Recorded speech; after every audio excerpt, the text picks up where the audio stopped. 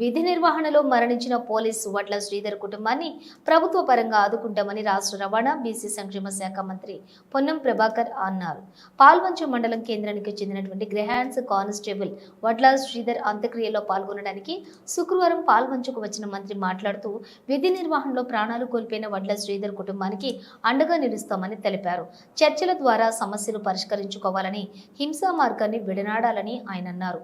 మరణించిన శ్రీధర్ కుటుంబానికి 2.17 కోట్ల రూపాయలను ఆర్థిక సహాయం ప్రభుత్వం నుండి అందజేయబడుతుందని తెలిపారు.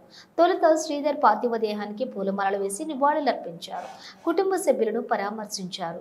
ప్రభుత్వ అధికార లాంఛనాలతో అంత్యక్రియలను జరుపుతామని తెలిపారు.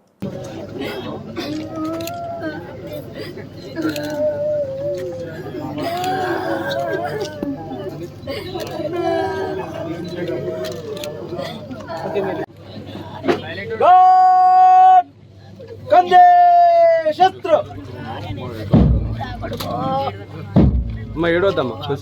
गाड सलामी शस्त्र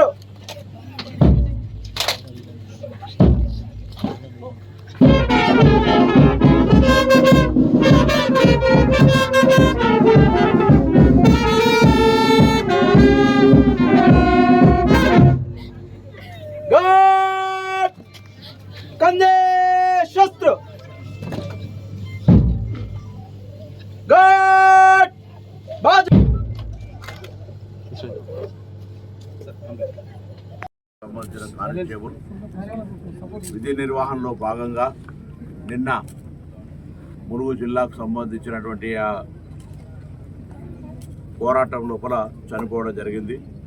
ఆయన ఆత్మకు శాంతి చేకూరాలని ప్రభుత్వం తరఫున నివాళులు అర్పించడానికి ఇక్కడికి రావడం జరిగింది. అతని కుటుంబానికి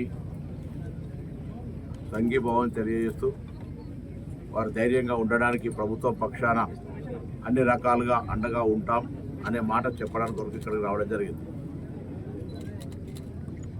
8 మాసాల క్రితమే వివాహమై కూడా విధి నిర్వహణలో క్రమశిక్షణతోటి పనిచేస్తూ అక్కడ జరుగుతున్నటువంటి అంశం లోపల మరి అక్కడ జరిగినటువంటి ఇన్సిడెంట్లో 3 పోలీసులు చనిపోవడం జరిగింది.